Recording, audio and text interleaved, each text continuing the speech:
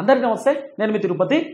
తెలంగాణ ముఖ్యమంత్రి రేవంత్ రెడ్డి గారి పైన కాంగ్రెస్ పార్టీ మంత్రులు సీరియస్గా ఉన్నారనే చర్చ సోషల్ మీడియాలో గట్టిగా ప్రచారం అవుతున్నది. చాలా మంది రాజకీయ విశ్లేషకులు, సీనియర్ జర్నలిస్టులు ఈ అంశం పైన మాట్లాడుతూ ముందుకు వస్తున్నారు.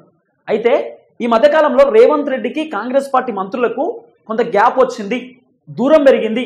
ముఖ్యమంత్రి రేవంత్ రెడ్డి అంటే మంత్రులకు ఎందుకో పడట్లేదు, రేవంత్ రెడ్డిని మంత్రులు ఎందుకో పట్టించుకోవట్లేదు, రేవంత్ రెడ్డి కూడా మంత్రులను కొంత దూరం పెట్టిండు, ఏదో నడుస్తుంది కాంగ్రెస్లో అనేది ప్రధానంగా వినబడుతున్నటువంటి చర్చ. ఎందుకంటున్నా ఈ మాట అంటే, ముఖ్యమంత్రి రేవంత్ రెడ్డి గారు మొన్న ఢిల్లీకి పోయినప్పుడు రాహుల్ గాంధీతో గంటసేపు డిస్కషన్ నడిచినటువంటి నేపథ్యంలో రేవంత్ రెడ్డి గారు రాహుల్ గాంధీతో కూడా నా ముఖ్యమంత్రి పదవిని లాగుదామనేటటువంటి ఆలోచనలో ఉన్నారు, నేను చెప్పిన మాట కొంతమంది మంత్రులు వినట్లేదు, ఇష్టానుసారంగా వ్యవహరిస్తా ఉన్నారు, అసలు ఎక్కడ కూడా పట్టించుకునేటటువంటి పరిస్థితి లేదని చెప్పి రాహుల్ గాంధీతో రేవంత్ రెడ్డి డిస్కషన్ చేసిండు అనేది కొంత వినబడినటువంటి చర్చ. ఇదొక అంశం.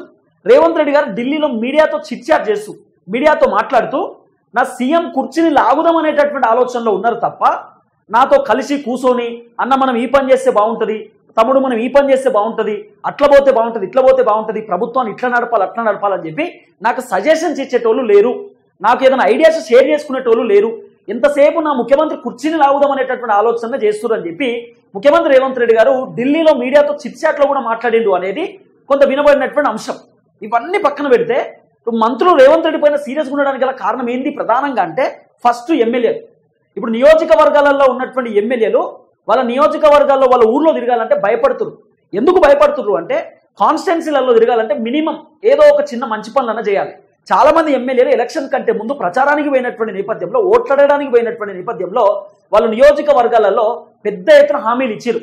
మేము ఎమ్మెల్యే కాగానే, కాంగ్రెస్ అధికారంలోకి రాగానే మీకు 2 లక్షల రుణమాఫీ చేస్తారు, రైతు భరోసా 15,000 రూపాయలు, కౌలు రైతులకు 12,000 రూపాయలు, 4,000 రూపాయల పెన్షను, 500 రూపాయల గ్యాస్ సిలిండరు, 200 యూనిట్ల ఉచిత కరెంటు, మళ్ళీ విద్యా భరోసా కార్డు 5 లక్షల రూపాయలు విద్యార్థులకు, నిరుద్యోగులకు 50,000 లక్షల ఉద్యోగాలు, నిరుద్యోగ వృత్తి 4,000 రూపాయలు, కళ్యాణ లక్ష్మి కంటే మీకు మెరుగుగా అద్భుతంగా కళ్యాణ లక్ష్మితో చెక్కుతో సహా తులం బంగారం కూడా ఇస్తాం, సైకిళ్ళు ఇస్తాం, స్కూటీలు ఇస్తాం, రోడ్లు ఇప్పిస్తాం, గుళ్ళు కట్టిస్తాం, స్కూళ్ళు కట్టిస్తాం, ఎక్కడ కూడా ఇబ్బంది లేకుండా చూసుకునే బాధ్యత మేము తీసుకుంటామని ఎమ్మెల్యేలు చాలా మంది వాళ్ళ నియోజకవర్గాలలో హామీలు ఇచ్చినారు. ఇప్పుడు హామీలు ఇచ్చిర్రు, ఇప్పటిదాకా కాంగ్రెస్ ప్రభుత్వం నియోజకవర్గాలలో ఏమైనా చేసిందంటే చాలా మైనస్. ఇప్పటిదాకా పెద్ద ఎత్తున చేసినటువంటి దాఖలాలు ఎక్కడ కూడా మనం చూస్తలేం. అయితే ఈ ఎమ్మెల్యేలు కాన్స్టిట్యున్సీలలో తిరగాలంటే భయం అవుతున్నది. చాలా మంది ఎమ్మెల్యేలను తరిమి కొడుతున్నారు జనం. తిరుగుబాటు మొదలైంది ఊళ్ళే. ఎందుకంటే రైతులు చూసుకుంటుంటారు కదా, 3 ఎకరాల లోపే రైతు భరోసా ఇప్పటిదాకా ఇచ్చారు, అది కూడా మొత్తం అందరికీ రాలే. కాబట్టి ఎమ్మెల్యేల బాధ ఏంది అంటే, సార్ మా నియోజకవర్గంలో ఏం అభివృద్ధి కార్యక్రమాలు మేము ఇప్పటిదాకా చేయలే, సంవత్సరంన్నర పూర్తయిపోయింది, డిసెంబర్ 9వ తారీఖు 2023 నాడు కాంగ్రెస్ ప్రభుత్వం ఏర్పడ్డది తెలంగాణ రాష్ట్రంలో. ఇప్పుడు దాదాపు ఈరోజు ఫిబ్రవరి 23వ తారీఖు 24వ తారీఖు దగ్గర 15 నెలలు కంప్లీట్ అయిపోయింది. ఇప్పటిదాకా మా నియోజకవర్గాలలో పెద్ద ఎత్తున మేము ఏం చేసినటువంటి దాఖలాలు లేవు, మాకు ఒక 100 కోట్లు 200 కోట్లు శాంక్షన్ చేయండి, మాకేమైనా డబ్బులు ఇస్తే మేము మా నియోజకవర్గంలో ఏమైనా పని చేసుకుంటామని చెప్పి ఈ ఎమ్మెల్యేలు మంత్రులను డబ్బులు అడుగుతారు. అంటే మంత్రుల దగ్గరికి పోతారు, మంత్రులను అడుగుతారు, సార్ మా కాన్స్టిట్యున్సీకి ఏమైనా ఇప్పియండి, మీరేమో ఇన్ఛార్జ్ మినిస్టర్ కదా, మీరు ముఖ్యమంత్రి గారికి చెప్తే ముఖ్యమంత్రి గారు ఎట్టిస్తున్న ఒక 100 కోట్లు 50 కోట్లు మా నియోజకవర్గానికి శాంక్షన్ చేస్తారు, మేము ఏమైనా అభివృద్ధి కార్యక్రమాలు చేసుకుంటాం కదా, ఈ ఒక్క హెల్ప్ చేయమని ఇటు ఎమ్మెల్యేలు మంత్రుల పైన సీరియస్ అవుతారు. మేము ఎట్లా తిరగాలి మా నియోజకవర్గాలలో, మేము ఏం మొహం పెట్టుకొని జనాల దగ్గరికి పోవాలి, జనాలు మమ్మల్ని క్వశ్చన్ చేస్తున్నారు, రైతు బంధు ఏమైందని అడుగుతురు, రుణమాఫీ ఏమైందని అడుగుతురు, 6 గ్యారెంటీలు ఏమైందని చెప్పి నిలదీస్తున్నారు జనం, మేము ఏం చేయాలని చెప్పి ఎమ్మెల్యేలు మంత్రులను అడుగుతురు, మంత్రులు ముఖ్యమంత్రిని అడుగుతారు, మంత్రులు ముఖ్యమంత్రిని అడుగుతారు. చైన్ సిస్టమ్ లెక్క ఎమ్మెల్యేలు ఏమో మంత్రులను అడుగుతారు, మంత్రులేమో ముఖ్యమంత్రి. సార్ ఇగో మమ్మల్ని ఎమ్మెల్యేలు మా నియోజకవర్గంలో ఉన్నటువంటి ఇన్ఛార్జ్ మినిస్టరు నా వెనకాల ఉన్నటువంటి ఎమ్మెల్యేలు అందరూ నన్ను పైసలు అడుగుతున్నారు, 100 కోట్లు 200 కోట్లు నియోజకవర్గాలు అభివృద్ధి చేద్దామని చెప్తున్నారు, ఈ మన రాష్ట్ర ప్రభుత్వం దగ్గర ఏమో పైసలు, ఇప్పుడు మమ్మల్ని ఏం చేయమంటారు, మేము ఎటు పోవాలి? ఇదే కాంగ్రెస్ లో ఉన్నటువంటి కొంతమంది ఎమ్మెల్యేలు, రాజగోపాల్ రెడ్డి లాంటి వాళ్ళు, లేకపోతే ఇంకా కొంతమంది సీనియర్ లీడర్లు మంత్రులను నిలుతురట. ఏమని? నిజంగానే ప్రభుత్వం దగ్గర పైసలు లేనప్పుడు మేము రైతు బంధు ఇస్తామని ఎందుకు చెప్పాలి, రుణమాఫీ చేస్తామని ఎందుకు చెప్పాలి, లేకపోతే మేము పెన్షన్ ఇస్తామని ఎందుకు చెప్పాలి, ఇవన్నీ హామీలు ఎవరు ఇవ్వమని చెప్పారు? మొన్ననేమో జనవరి 26వ తారీఖు భారీ బహిరంగ సభ పెట్టి ఇంద్రమ్మ ఇల్లు ఇస్తాం, ఇల్లు లేనటువంటి వాళ్ళకి 5 లక్షల రూపాయలు ఇస్తాం, కౌలు రైతులకు 12,000 ఇస్తాం, ఇవన్నీ ఎందుకు చెప్పారు? దేనికి చెప్పారు? నిజంగానే రాష్ట్ర ప్రభుత్వం దగ్గర పైసలు లేనప్పుడు సైలెన్స్గా ఉండాలి. ఎందుకు ఇవన్నీ చెప్తుర్రు? రేపటి రోజు మేము నియోజకవర్గాలలో తిరగాలంటే జనం మమ్మల్ని కొడుతురు, తంతురు, నియోజకవర్గాల్లో జనం మమ్మల్ని రాణిస్తలేరు, మేము ఏం మొహం పెట్టుకొని పోవాలి, రేపటి రోజు మమ్మల్ని గెలవమంటారా ఓడిపోమంటారా అసలు మా నియోజకవర్గాలు మా పరిస్థితి ఏందో మాకే అర్థమైతలేదు, జనాలు తిరుగుబాటు స్టార్ట్ చేశారని చెప్పి ఎమ్మెల్యేలు మంత్రులకు సీరియస్ అవుతారు, మంత్రుల పైన సీరియస్ అవుతారు, మంత్రులకు ఫిర్యాదు చేస్తారు ఎమ్మెల్యేలు. మంత్రులు ఏం చేస్తారు పాపం, డైరెక్ట్ ఎమ్మెల్యేలు రేవంత్ రెడ్డితో మాట్లాడడం, రేవంత్ రెడ్డి పైన సీరియస్ అయ్యేటటువంటి అవకాశాలు ఉన్నాయి. ఇన్ఛార్జ్ మినిస్టర్ పైన అవుతారు, మినిస్టర్ గారు దయచేసి మీరు రేవంత్ రెడ్డి గారికి చెప్పండి, మేము ఇవన్నీ కూడా రేవంత్ రెడ్డి గారికి చెప్తే రేవంత్ రెడ్డి మరి ఆయన పట్టించుకోవడం తెలియదు. అసలు ముఖ్యమంత్రి ఎమ్మెల్యేలకు అపాయింట్మెంట్ ఇచ్చేటటువంటి పరిస్థితి కూడా లేదు, డైరెక్ట్ నేరుగా రేవంత్ రెడ్డిని కలిసేటటువంటి అవకాశం లేదు ఎమ్మెల్యేలు. ఇది ఒక పెద్ద చర్చ ఉన్నది. అయితే మంత్రులు రేవంత్ రెడ్డి గారికి చెప్తారట, మన దగ్గర పైసలు లేనప్పుడు మనం ఎందుకు హామీలు ఇవ్వాలి, మన దగ్గర ఖజానా లేనప్పుడు ఎందుకు చెప్పాలి. మంత్రులందరూ ఎమ్మెల్యేలకు ఏం చెప్తున్నారు తెలుసా, మాకేం సంబంధం లేదు, చేతులు దులుపుకున్నారు మంత్రులు, మొత్తం మంత్రులంతా ఉన్నటువంటి 11 మంది మంత్రులు చేతులు దులుపుకున్నారు.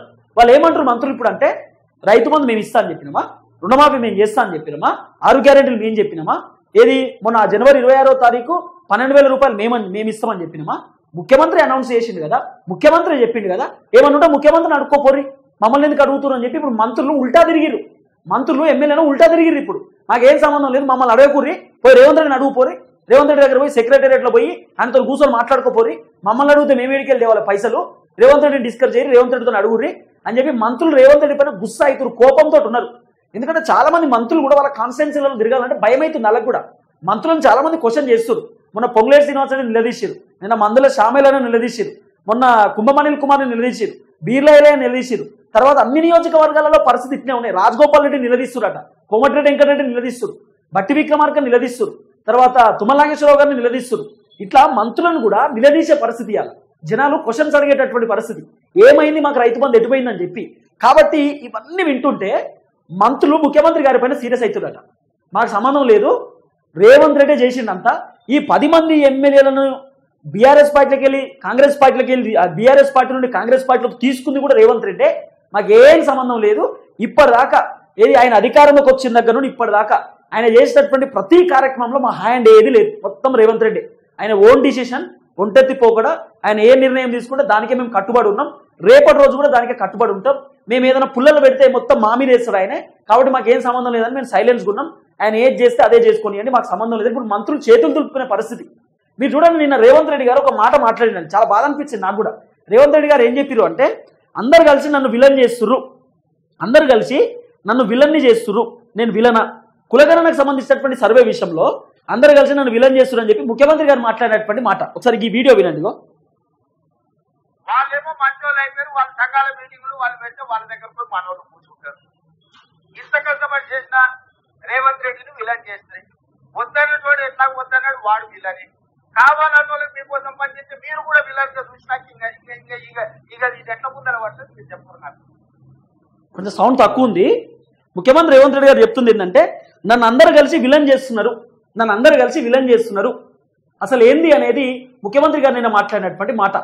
మంత్రులు కూడా ముఖ్యమంత్రి రేవంత్ రెడ్డి పైన నెగిటివిటీ వస్తుంటే, లేదు కులగణన సర్వే కరెక్టే, రేవంత్ రెడ్డి ఎక్కడ కూడా తప్పుల తడకలు చేయలేదు, రేవంత్ రెడ్డి అద్భుతమైనటువంటి నిర్ణయం తీసుకున్నాను మంత్రులన్నా చెప్పాలి కదా. మంత్రులు ఎక్కడ చెప్పే పరిస్థితి లేదు. ప్రతిపక్షం వాళ్ళు రేవంత్ రెడ్డిని పొట్టుపోటు తిడుతుంటే, పొట్టుపోటు విమర్శిస్తుంటే మంత్రులు ప్రెస్ మీట్ పెట్టి ప్రతిపక్షం వాళ్ళని తిట్టాలి కదా, ప్రతిపక్షం వాళ్ళని అట్లీస్ట్ క్వశ్చన్ చేయాలి కదా. బాబు మీరు 10 సంవత్సరాల అధికారంలో ఉన్నారు, మీరేం బీకిర్రు, మీరేం చేసిరని చెప్పి మంత్రులు ముఖ్యమంత్రికి ప్రొటెక్టివ్గా ఉండాలి కదా, ముఖ్యమంత్రికి ఇట్లా వెనకాల నిలబడాలి కదా స్తంభం లెక్క మంత్రులు. కానీ ఎక్కడ కూడా మంత్రులు ఎక్కడ కనబడతలేదు. రేవంత్ రెడ్డికి ఆపోజిట్ ఉన్నారు మంత్రులు, రేవంత్ రెడ్డి ఏది చేస్తే దాన్ని వ్యతిరేకిస్తున్నారు మంత్రులు. కాబట్టి ఎందుకో మంత్రులు ముఖ్యమంత్రి గారి పైన సీరియస్గా ఉన్నారు, మంత్రులకు ముఖ్యమంత్రికి ఎందుకో పడట్లేదు, గ్యాప్ వచ్చింది. రేవంత్ రెడ్డి తీసుకునేటటువంటి డిసిషన్స్ కాంగ్రెస్ మంత్రులకు నచ్చట్లేదు అనేది వినబడుతున్నటువంటి చర్చ. ఎందుకు మంత్రులకు ఆ బాధ, ఇప్పుడు ఎందుకు మంత్రులు అంతగానం గరమవుతున్నారు అంటే, మన దగ్గర పైసలు లేనిది మనం ఎందుకు హామీలు ఇస్తున్నాం, మనకెందుకు ముంగటడిగి వేస్తున్నాం, రేపటి రోజు జనాలు రిసీవ్ చేసుకోకపోవచ్చు, ఇబ్బంది కావచ్చు. ఇప్పుడు రేపటి రోజు సర్పంచ్ ఎలక్షన్స్ వచ్చినాయి అనుకో, సర్పంచ్ ఎలక్షన్స్లో మంత్రులకు పెద్ద వెయిట్ పడుతుంది. మంత్రులు ఇన్ఛార్జ్ మినిస్టర్స్ మీరు ఏం చేసిరో, దాదాపు 12,000 మంది సర్పంచ్లు గెలవాలి, మన దగ్గర ఎంతమంది గెలిచిరు, బీఆర్ఎస్ వానికి ఎక్కువ సీట్లు ఎట్లు వస్తాయి, బీజేపీ వానికి ఎక్కువ సీట్లు ఎట్లు వస్తాయి, కాంగ్రెస్ అధికారంలో ఉంది 16 ఉంటుంది కాంగ్రెస్కి, తక్కువ సీట్లు ఎట్లు వస్తాయి అని చెప్పి మంత్రులను కూడా అడుగుతారు, మంత్రులను కూడా నిలదీస్తారు ఏది హైకమాండ్. ఇంకో బాధ ఏంటి చెప్పనా, మంత్రులకు ఉన్నటువంటి పెద్ద బాధ ఏంటంటే, మీనాక్షి నటరాజన్ కాంగ్రెస్ పార్టీ ఇన్ఛార్జ్ దీపాదాస్ మున్సిని తీసేసి మీనాక్షి నటరాజన్ ని పెట్టిరు. మీనాక్షి నటరాజన్ ఆమె చాలా senior most Congress party leader. Meenakshi Natarajan Rahul గాంధీకి పిన్ టు పిన్, తెలంగాణలో జరుగుతున్నటువంటి ప్రతి కార్యక్రమం మీనాక్షి నటరాజన్ గారు ఇక్కడ రాహుల్ గాంధీ గారికి చెప్తున్నారట. మీనాక్షి నటరాజన్ రేవంత్ రెడ్డికి ఫుల్ సపోర్ట్ చేస్తుంది, ఫుల్ సపోర్ట్. ఎందుకంటే రేవంత్ రెడ్డి కూడా అయోమయంలో ఉంటుండే ఇన్ని రోజులు. నా ముఖ్యమంత్రి పదవికి మంత్రులు ఏమైనా ఎసరు పెడతారేమో, మంత్రులు ఏమైనా ఇబ్బంది పెడతారేమో. ఎందుకంటే మంత్రులకు ఒక్కొక్క వర్గం ఉంటుంది, ఈ మంత్రికో వర్గం ఆ మంత్రికో వర్గం అనేటటువంటి వర్గపోర్లు ఉంటాయి కాంగ్రెస్లో. రేవంత్ రెడ్డి కూడా ఇన్ని రోజులు డిప్రెషన్లో ఉంటుండే, ఎక్కడ నా సీఎం కుర్చీ లాక్కుంటారో, ఎక్కడ నా సొంత పార్టీ మంత్రులు నన్ను ఇబ్బంది పెడతారేమో అనేటటువంటి బాధలో ఉంటుండే. దీపాదాస్ మున్షి తోటి కొంతమంది మంత్రులు కుమ్మక్కయ్యి కార్ గిఫ్ట్ ఇవ్వడం, ఈ విల్లా గిఫ్ట్ ఇవ్వడం, ఇల్లు గిఫ్ట్ ఇవ్వడం, ఇట్లా గిఫ్ట్లు ఇచ్చుకొని కొంత ఆమెకు పాజిటివ్గా క్రియేట్ చేసుకుని రేవంత్ రెడ్డి పైన దీపాదాస్ మున్షి తోటి ఒక పెద్ద ప్లాన్ చేపిద్దాం అనేటటువంటి ఆలోచనలో ఉండే.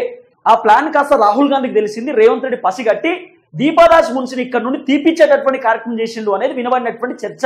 అంటే మంత్రులందరూ దీపాదాస్ మున్షి కాంగ్రెస్ పార్టీ ఇన్ఛార్జ్ తోటి పెద్ద ప్లాన్ చేపించారట. ఆ ప్లాన్ రేవంత్ రెడ్డికి తెలిసింది. నా ముఖ్యమంత్రి పదవి ఊడగొడదామనే ఆలోచనలో ఉన్నారు వీళ్ళు. ఇక దీపాదాస్ మున్షి ఇక్కడ ఉంటే వర్కౌట్ కాదు, దీపాదాస్ మున్షి ఎట్లా నాకు సపోర్ట్ చేస్తలేదని చెప్పి ఆమెను ఎల్లగొట్టే ప్రయత్నం చేసిండు. ఎల్లగొట్టి రేవంత్ రెడ్డికి సపోర్టివ్గా ఉండేటటువంటి వ్యక్తి, రేవంత్ రెడ్డికి సలహాలు సూచనలు ఇచ్చేటటువంటి వ్యక్తి మీనాక్షి నటరాజన్. మీనాక్షి నటరాజన్ తెలంగాణకి ఇన్ఛార్జ్గా పెట్టినారు రాహుల్ గాంధీ. పెట్టడానికి కారణం ఏంటంటే రేవంత్ రెడ్డికి సపోర్ట్ చేయాలని చెప్పి. మీనాక్షి నటరాజన్ మంత్రులకు వాతలు పెడుతుంది. మంత్రులు, ఎమ్మెల్యేలు, ఎమ్మెల్సీలు, ఎంపీలు ఎవరైనా మీరు నియోజకవర్గాలలో తిరగాలి. హైదరాబాద్లో ఒక్కోళ్ళు ఉండొద్దు, ఇక్కడ ఎవ్వరు కనబడవద్దు, మొత్తం మీ కాన్స్టిట్యున్సీలలో ఉండండి. మీకేం బాధ ఉన్నా నాతో చెప్పుకోరి, రేవంత్ రెడ్డితో చెప్పుకోరి, పిసిసి అధ్యక్షుడు మహేష్ కుమార్ గౌడ్తో చెప్పుకోరి.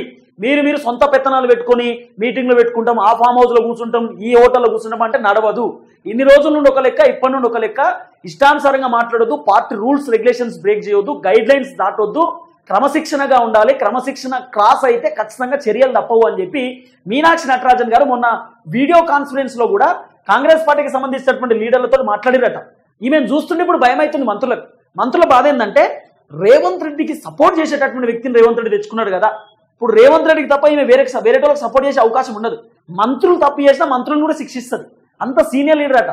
ఇంకోటి ఈమె నీకు రాహుల్ గాంధీ ఇంపార్టెంట్, కాంగ్రెస్ ఇంపార్టెంట్ అంటే రాహుల్ గాంధీ కాదు నాకు కాంగ్రెస్ ఇంపార్టెంట్ అని చెప్తుంది. అంత కీలకమైనటువంటి వ్యక్తి, సిన్సియారిటీకి బ్రాండ్ అంబాసిడర్ అన్నట్టు మీనాక్షి నటరాజన్. ఆమెను తీసుకొచ్చిండ్రు రేవంత్ రెడ్డి. ఇప్పుడు మంత్రుల బాధ అదే, నిన్ను రోజులు దందాలో గిందాలో అదోటి ఇదోటి కమిషన్లు మింగినము, ఇప్పుడు అయ్యేటట్టు లేదు. ఇప్పుడు రేవంత్ రెడ్డికే ఫేవర్ ఉంది, మొత్తం మా దుకాణం బంద్ అయ్యేటట్టు ఉన్నది అనేటటువంటి ఆలోచనతోటి మంత్రులు రేవంత్ రెడ్డి గారి పైన సీరియస్గా ఉన్నారు. రేవంత్ రెడ్డి గారు ఏ పని చేసినా కూడా మంత్రులు సపోర్ట్ చేయట్లేదు అనేది ప్రధానంగా వినబడుతున్నటువంటి చర్చ. చూద్దాం ఏం జరగబోతుంది.